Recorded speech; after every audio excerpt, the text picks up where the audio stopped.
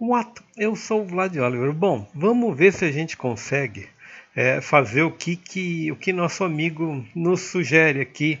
Nós vamos continuar exatamente de onde a gente parou. Eu fiz um primeiro build all levels aqui para vocês terem uma noção de como é que é a setagem inicial, ou seja, a setagem default do software para static lights, ou seja, a luz está parada, eu posso jogar as sombras e os indirects, né? Direto pregado na superfície aqui das várias superfícies, e para isso eu preciso que ele crie um mapa. Este mapa é um ajuste interno dele que ele faz via um software aqui que nosso amigo até mostra, não quero nem mostrar, ok? Ele pede um contato com esse, enfim, é um inferno dos diabos, ok? Eu gostaria de não precisar usar nunca isso. O que ele vai fazer aqui é o seguinte, vejam, é uma forma de bolo e para isso eu preciso olhar.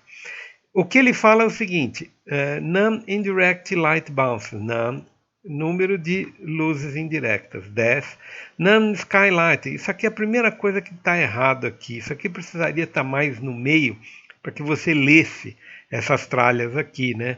Ele está muito de qualquer nota. Ele passa isso aqui para 10, isso aqui para 10. E a Indirect Light Quality, se eu não me engano, ele vai passar para 10 também. Eu vou dar mais uma olhada porque eu não quero fazer besteira, porque é o seguinte, a hora que você multiplicar por 10 os teus valores aqui, eu não tenho noção de quanto tempo vai levar esse troço.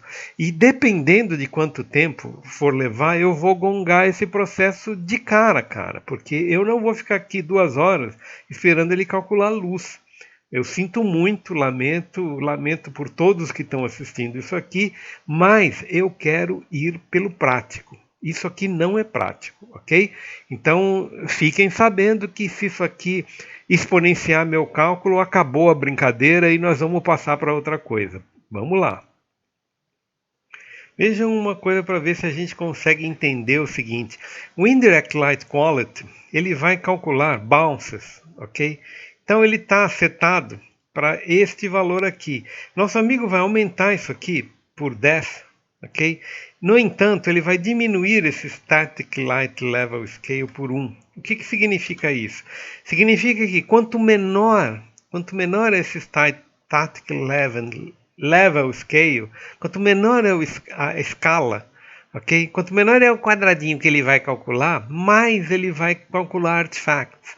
Portanto, ele precisa de um cálculo maior. Ou seja, eu estou diminuindo a área de influência dele para aumentar a qualidade de cálculo nessas áreas. Ou seja, na verdade, isso aqui, essas grandezas aqui, elas não são, elas são inversamente proporcionais, ok? Então, eu preciso reduzir o número de áreas, ok? Para aumentar o cálculo em cada uma dessas áreas. Bom, vejam, isso aqui para mim é um completo inferno, ok?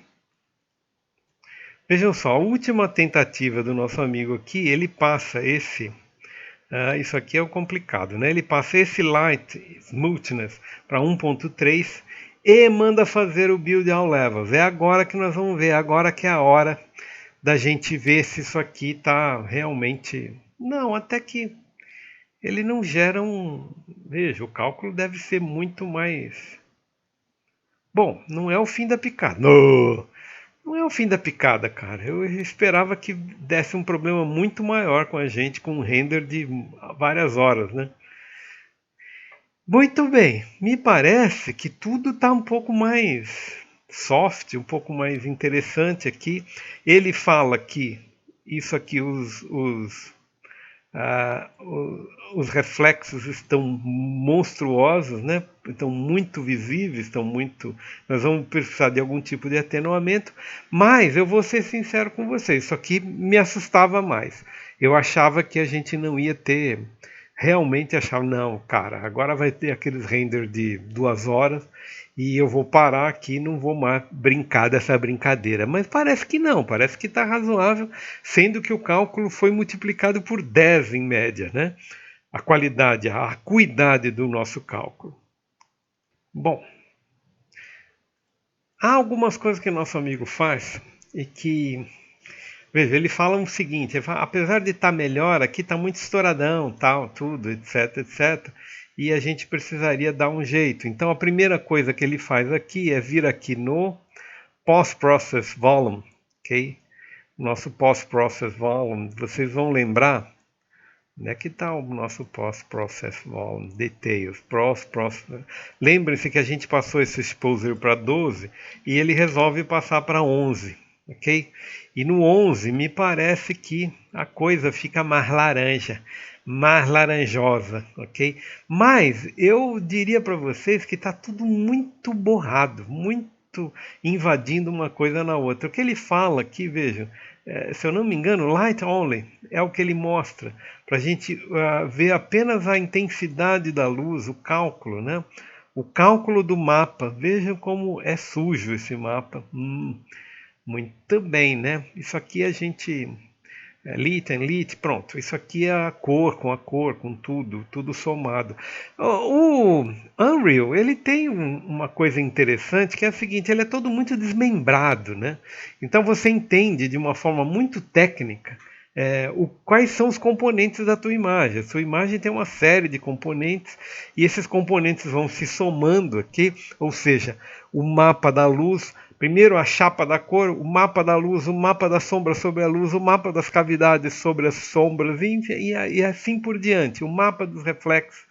Tudo isso está somadão aqui, aqui é bem somadão. Nos outros sistemas de construção, Blender, Cinema 4D e tal, não sei o que, todo esse cálculo é um pouco mais intrínseco, né?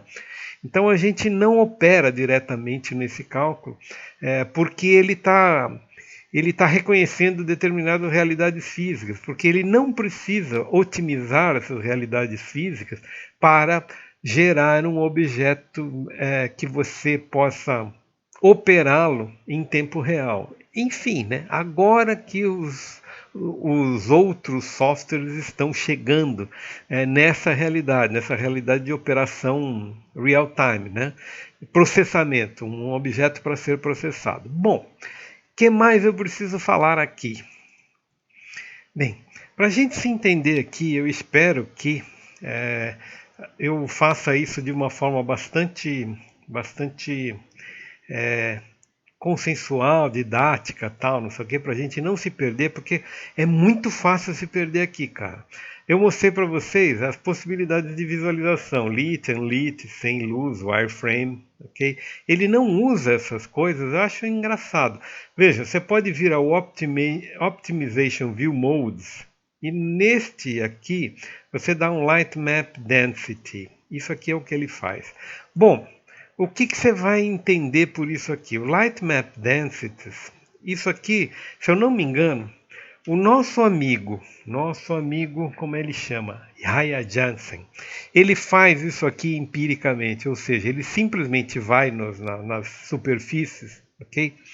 E altera os valores. Não sei se vocês estão lembrados.